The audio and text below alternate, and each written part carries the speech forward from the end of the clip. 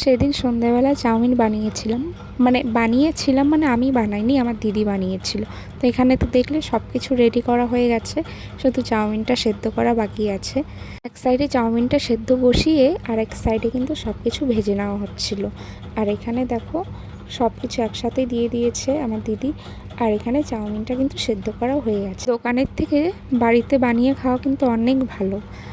আর আমার দিদির হাতে হলে তার কোনো কথাই নেই, আমার দিদি দারুণ টেস্টি করে বানায় চাউমিন বা যে কোনো জিনিসই। আমার দিদির হাতে রান্না খুবই ভালো হয়।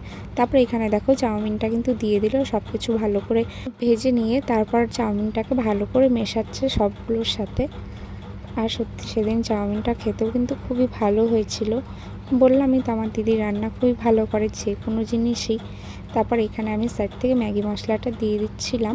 আর আমার এই ভিডিওটা কিন্তু অনেক দিন আগে, মানে যখন আমি বাড়ি এসেছিলাম তার 2-3 দিন পরেই। আর ভিডিওটা এডিট করা হয়নি কারণ সেরকম টাইমই পাচ্ছিলাম না। জানোই তো আমার ভিডিও দেখে সবাই বুঝেই গেছো যে আমার বড়দির বেবি হয়েছে এখন, তার জন্য একটু টাইম পাচ্ছিলাম না। দেখো তোমাদের সাথে কথা বলতে বলতে কিন্তু চাউমিন বানানো হয়ে গেছে। আর কালারটা দেখে কি মনে হচ্ছে, দারুণ টেস্টি হবে না? আর সত্যি খুব ভালো হয়েছিল।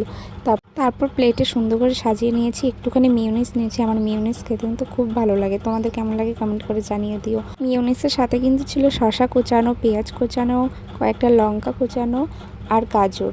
এরকম করে খেতে কিন্তু বেশ ভালো লাগে। চলো আমি খেতে থাকি। আর আমার ভিডিওটা যদি ভালো লাগে তাহলে লাইক কমেন্ট করে দিও। আর যারা আমার চ্যানেলে নতুন আছে তারা সাবস্ক্রাইব করে দিও। আর যারা ফেসবুক থেকে দেখো পেজটা ফলো করে দিও। টাটা সবাইকে।